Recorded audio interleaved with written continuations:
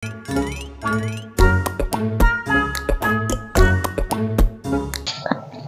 guys, welcome back to my channel. Selamat datang di channel Elsa Snowman. Kali ini kita bakal ngadain podcast kecil-kecilan yang pembahasannya ya kita bikin kecil-kecilan aja, karena kalau terlalu berat nanti bisa bikin pusing yang nonton. Nggak cuma yang nonton sih, aku sebagai moderator juga bakal pusing. Oke, kita kedatangan salah satu narasumber kita. Halo Mbak Nana, selamat pagi. Selamat pagi Mbak Elsa. Gimana kabarnya Mbak Nana? Luar biasa. Tetap semangat. Semangat. Oke, kita bakal bahas apa nih Mbak Nana hari ini? Enaknya bahas apa Mbak Elsa? Karena beberapa timelineku di TikTok itu lagi rame banget soal parenting. Gimana kalau kita bahas tentang ibu yang bekerja? Cocok nggak Mbak Nana? Boleh. Oke, kita masuk ke pembahasan yang pertama ya Mbak Nana ya. Menurut Mbak Nana sendiri definisi wanita karir itu seperti apa sih? Wanita karir. Iya. Wanita karir apa? Ibu yang melanjutkan karir, Mbak Elsa. Lebih ke ibu yang melanjutkan karir aja, karena kita kembali ke segmen pembahasan kita ibu yang bekerja. Silakan Mbak Nana.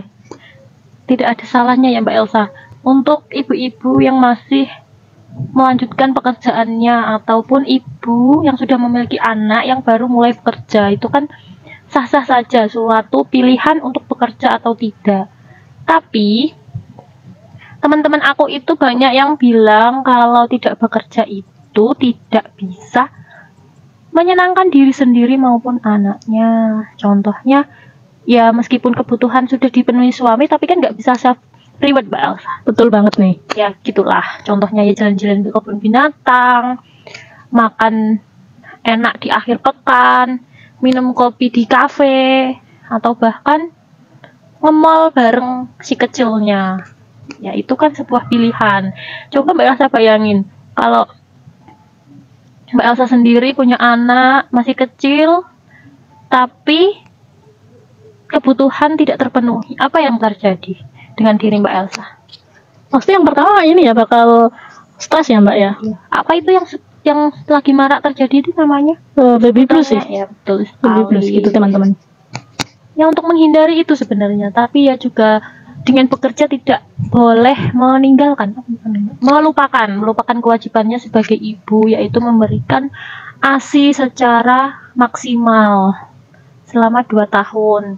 Terus sekarang di tempat kerja juga sudah mendukung untuk karyawatinya melaksanakan atau apa namanya Mbak? Memberikan ruang untuk pumping. Betul, biasanya namanya nurse station. Iya Mbak ya. Itu ruang ganti popok Mbak Elsa.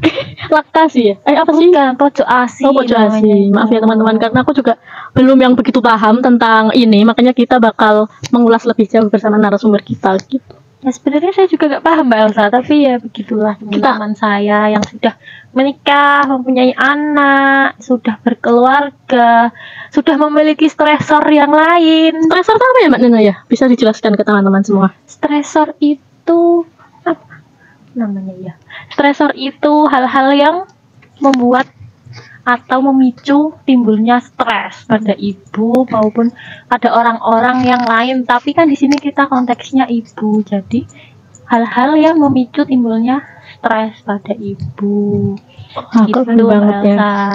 Kalau kita ini kan paling stresornya adalah uang habis untuk self healing. Betul. Uang habis untuk self reward. Uang habis untuk nonton konser, kan begitu Mbak Elsa. FOMO dikit ikut. FOMO kanan, FOMO kiri ikut. Tapi kan kalau ibu-ibu itu tidak bisa Mbak Elsa. Apalagi ibu-ibu yang misalkan asinya surut, kan harus beli apa namanya Mbak Elsa itu? Pumping. Bukan. Vitamin-vitamin untuk memicu ASI agar terus keluar. Moong itu loh Mbak Elsa, apa namanya itu? Yang apa Mbak Nana? Moong itu apa sih? Moong tablet yang buat lancarkan ASI itu namanya apa Mbak Elsa? Sebutannya itu loh. Aku belum tahu nih. Alah, aku nggak tahu. Kan nggak boleh sebut merek Mbak Elsa gitu. Kalau setauku untuk melancarkan ASI Ini setahu ya, sependapatku ya teman-teman. Setauku bisa mengonsumsi seperti susu almond, mengonsumsi Nah itu loh Mbak Elsa, ASI booster ya namanya, ASI ASI booster.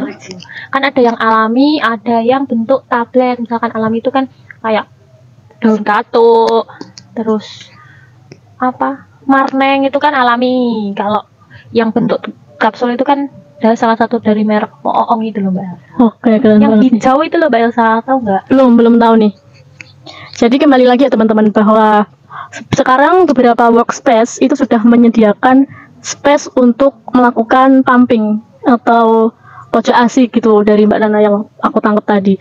Nah, kembali lagi ke permasalahan beberapa ibu yang bekerja itu kan enggak semuanya punya waktu maupun punya kemampuan ya, apa ya kemampuan bukan, punya waktu maupun kembali ke fisiknya. Enggak semua ibu-ibu yang bekerja itu bisa memberikan ASI secara eksklusif ke anak bayi atau anaknya, karena itu tadi kembali ada yang ASI-nya nggak keluar, ada yang sedang baby blues mungkin karena ASI kan keluarnya ASI kan juga dipengaruhi dari Pikiran ibu, pola pikir ibu ya, bukan pola pikir ibu. keadaan ibunya, emosional ibu. Nah, emosional ibu nih.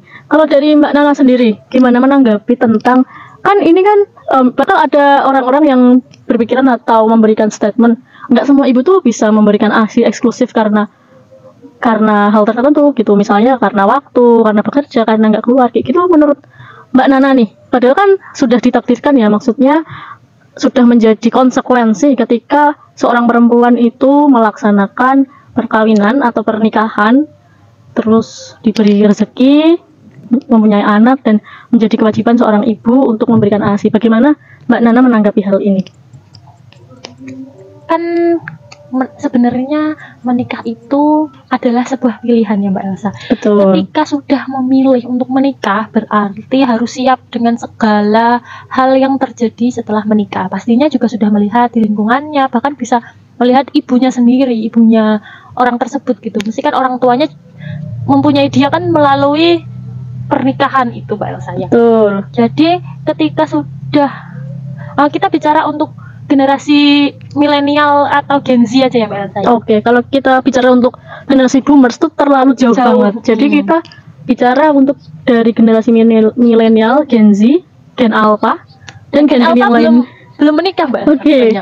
Oke, bisa. Mungkin banyak sekarang yang menikah itu malah Gen Z ketimbang Gen milenial. Karena apa? Karena mungkin lingkungan Mbak Elsa. Banyak banget pada 2 tahun yang lalu mungkin Mbak Elsa pernah tahu kalau dalam satu circle, satu menikah pasti semuanya menikah. Ya, bisa. Jadi kayak apa namanya, tren yang harus diikuti. Padahal itu kan sebuah pilihan, memilih untuk menunda, memilih untuk tidak menikah, memilih untuk menikah itu kan hal yang wajar, tergantung orangnya masing-masing. Kita tidak boleh menyalahkan, kita tidak boleh menyudutkan dengan pilihan orang itu. Nah, kalau sudah memilih untuk menikah, berarti ya harus siap dengan nanti kan kedepannya orang menikah itu pasti punya anak, pasti akan bersama orang asing yang dulunya waktu pacaran hanya ketemu di weekend atau sebulan sekali atau 1 tahun berapa kali, tapi setelah menikah kan 24/7 pasti bersama ya. Meskipun kalau pekerja yang merantau atau gimana kan pasti tetap akan terlihat sifat asli dari pasangan, jadi harus siap. Terus apa, kalau langsung diberi momongan padahal belum kenal dengan suami atau belum kenal menyeluruh dengan istri, tapi sudah harus memikirkan anak gitu. Bagaimana menanggapi tentang kehamilan tidak diinginkan? Pasti di lingkungan Mbak Nana ada ya, karena aku mengambil semua pertanyaan yang ada di podcast ini, aku ambil dari pengalaman yang ada di lingkunganku, entah itu temanku, entah itu saudaraku, entah itu siapapun yang ada di lingkunganku. Aku mengambil pertanyaan dari situ. Aku nggak mengambil jauh-jauh, nggak mengambil referensi dari A, B, C, D, tapi aku mengambil beberapa pertanyaan dari lingkunganku kayak gitu. Silahkan Mbak Nana. Susah ini ya Mbak Elsa pertanyaannya.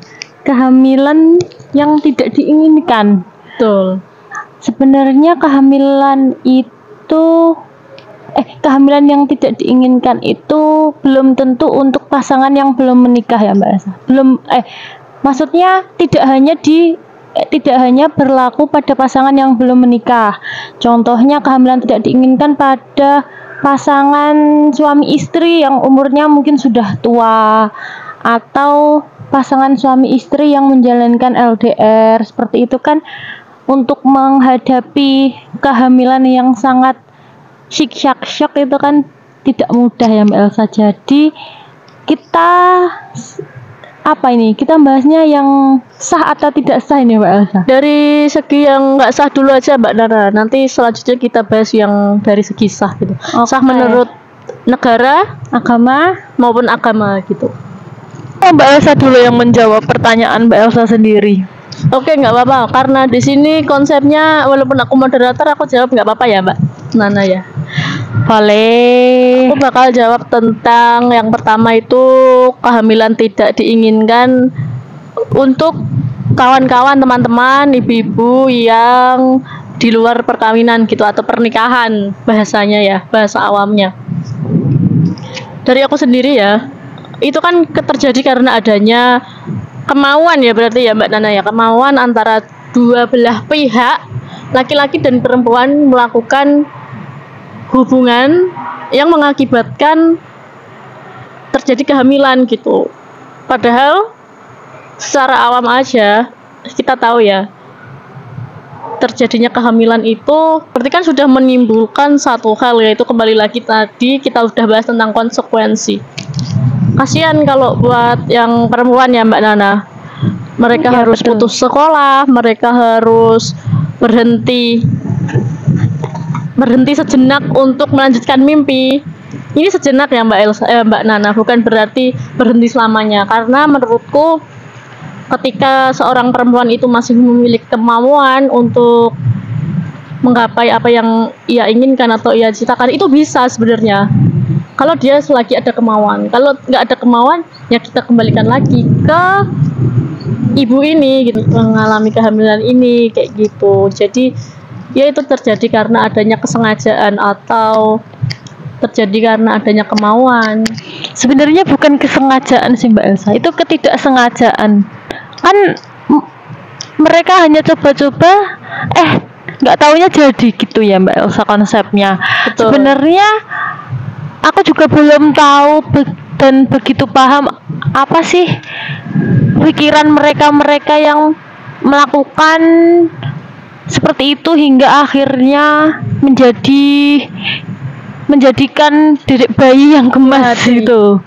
Sebenarnya kalau udah lahir tuh gini ya Mbak ya, sebenarnya kalau udah lahir kita nggak bisa menyalahkan bayinya karena itu keinginan orang tua gitu. Bayi itu kan korban sebenarnya, tapi kalau di sekitar kita mesti bayinya terkena dampak juga ya Mbak Elsa, kasihan. Terus head kayak gitu. Nah, selama menurutku nih Mbak Nana, selama ibu itu ketika mengalami kehamilan dia sadar dia mengalami kehamilan dan apa saja yang harus dilakukan, it's okay dalam artian ya udah, mau kalau udah terjadi ya gimana, kita nggak akan bisa mengembalikan waktu. Betul. Ketika dia sadar, it's okay, seperti apa yang harus dimakan, apa yang harus dilakukan, apa yang harus disiapkan kayak gitu. Tapi ketika seorang perempuan itu sudah menyadari dia hamil tapi dia mungkin ada faktor lain kayak cowoknya nggak bertanggung jawab atau keluarganya nggak terima atau keluarganya tidak menginginkan hal tersebut, ya keluarga mana yang mau menginginkan hal tersebut ya Mbak? Betul. Bagaimana gitu ketika dia nggak punya support dari lingkungan, support dari suami maupun calon suami, support dari orang tua maupun keluarga, dari teman-teman kayak gitu, dia nggak bakal memiliki semangat untuk melanjutkan kehidupannya, paling memiliki keinginan untuk digugurkan atau masih denial, masih minum minuman keras, masih makan makanan yang nggak bergizi, masih kehidupan yang ya seperti itulah kita tahu ya. Nah itu kasihan menurutku Mbak, karena dia merasa dirinya paling bersalah dan masalahnya itu hanya ditanggung dia sendiri gitu. Harusnya masalah itu ditanggung dua orang, tapi dia malah dia sendiri dan akan berakibat fatal pada bayinya kayak gitu. Jadi ada dua sisi sih dari aku. Yang pertama itu tadi tentang ketika seorang itu sudah menyadari dia hamil di luar nikah, tapi dia memiliki pengetahuan untuk mempersiapkan kehidupannya, bayinya, kehidupan dia untuk menyiapkan kelahiran kayak gitu, it's okay, kita nggak bisa salahkan. Tetapi ketika dia belum menyadari, itu sih menurutku Mbak Nana yang akan berdampak panjang, nggak cuman di hari itu, tapi di kehidupan dia yang akan datang, termasuk anak bayinya, kayak gitu ya Mbak Nana ya. Itu dari aku. Nah, untuk yang kedua tentang yang kehamilan yang tidak diinginkan, konteksnya ini menikah, biasanya kan terjadi pada usia-usia yang sudah tidak seharusnya mengalami kehamilan gitu ya Mbak ya. Maksimal berapa sih? 38? Enggak, atau 40? Ya nggak tahu ya Mbak Elsa. Pastinya berapa kita juga nggak tahu. Nggak tahu, soalnya kan kehamilan itu kan tergantung pada kesiapan masing-masing kan. Terus juga kita juga nggak tahu, tiap orang itu kan fase menopause-nya itu berbeda-beda. Jadi terus juga resiko tinggi kan, kalau di ilmu pengetahuan itu resiko tinggi itu di atas 36 maybe 37 kan itu udah resiko tinggi. Tapi kan ada Mbak Elsa yang umur 40 tapi beliaunya masih sehat, masih kuat, masih terpenuhi lah semuanya. Jadi kita ya nggak bisa memacu pada satu peraturan gitu ya. Kan ada itu, aku pernah dengar kalau maksimal usia mengalami kehamilan adalah 38 bla bla bla whatever. Itu aku pernah baca. Tetapi mungkin di sisi lain ketika orang itu membaca hanya berpacu pada satu referensi, ya kayak gitu jadinya dia akan menyalahkan satu pihak dan lain hal kayak gitu, padahal kita nggak tahu ya kebutuhan seseorang itu seperti apa. Nah, kalau dari aku tentang ini kehamilan yang tidak diinginkan untuk usia yang sudah usia dewasa atau yang sudah menikah, itu berarti kan ini ya, antara ayah dan ibu ini kan berarti sudah memiliki kematangan dalam berpikir pastinya ya, emosional insya Allah, dan ekonomi insya Allah ya. Insya Allah ini Mbak Nana, karena kita juga nggak tahu kebutuhan orang di luar sana tuh seperti apa. Aku nggak mau menjat satu sama lain. Nah, ya seharusnya memiliki kemampuan menyiapkan diri yang baik. Seharusnya udah sampai itu aja aku bisa berstatement, karena aku nggak berani berbicara lebih jauh karena pasti usianya orang-orang ini di atasku Mbak Nana. Aku takut salah berbicara dan aku menghormati orang-orang yang nonton di YouTubeku gitu. Silakan dari Mbak Nana sendiri gimana nih? Apa ya Mbak Elsa, kan udah semuanya udah diomongin Mbak Nana, kurangnya sedikit Mbak Elsa lebih. Mbak Nana gimana sih? Salah ya Mbak Elsa. Iya Nana, pusing aku. Ini terlalu berat buat kita materinya. Nantilah next podcast kita ambil yang enteng-enteng aja. Sebenarnya nggak berat sih Mbak Elsa, tapi kita lebih terbebani dengan orang-orang yang di atas kita. Betul. Dan akan menyaksikan atau mendengarkan obrolan tidak penting kita ini. Betul. Nanti kita yang ada selalu dibilang alah cah cilik mudeng opo. Nah, gitu kan Mbak Elsa. Kayak gitu. Kadang orang tuh bilang gini, aku udah pernah jadi kamu belum pernah jadi aku, kayak gitu ya. Ya kita sendiri-sendiri, kita nggak bisa role play jadi siapapun gitu. Betul, padahal kan kita ibaratnya kita itu masih muda tapi harus menjalankan peran sebagai promotor. Ya masa kita nunggu tua dulu baru bisa menjadi promotor? Nah, ya nanti kalau umurnya nggak sampai tua gimana Mbak Elsa? Karena umur nggak ada yang tahu ya. Untuk siapapun yang akan memiliki buah hati atau akan mempersiapkan kehamilan, untuk yang wanita ya, untuk wanita itu menurutku kalian atau suami istri juga bisa ya Mbak Elsa, maupun maksudnya istri juga, suami juga, terus orang tua dari pasangan itu juga harus banyak-banyak belajar lagi. Soalnya kan zaman semakin berkembang, kita tidak bisa menggunakan patokan orang tua zaman dulu gitu.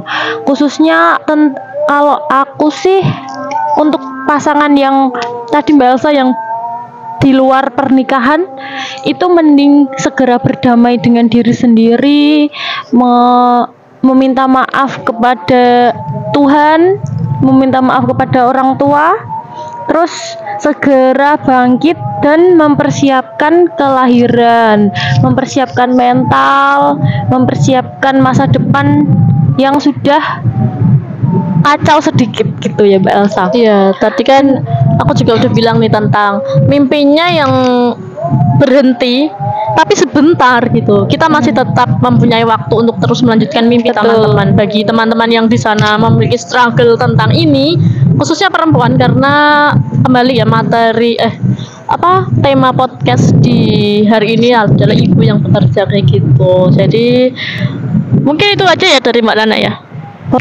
Oke. Mungkin masih banyak hal yang perlu dibahas, mungkin di part 2 aja Mbak Elsa. Oke, nanti teman-teman jangan lupa like, comment, dan subscribe dan share sebanyak-banyaknya. Kalau bisa ini seluruh wanita se-Indonesia Raya itu bisa nonton podcast ini, karena podcast ini nggak menyudutkan satu dan lain hal. Kita support sesama perempuan, kita support sesama ibu-ibu maupun teman kerja. Kita support onti-onti yang memiliki peran sebagai ibu. Ya betul. Teman-teman yang mungkin saat sekolah itu memiliki struggle tersebut, kita support kalian semua, karena ya kembali lagi ya, pasti setiap manusia itu memiliki kekurangan dan kelebihan yang tidak bisa kita samaratakan. Terima kasih semuanya. Ikuti terus channel Elsa Snowman.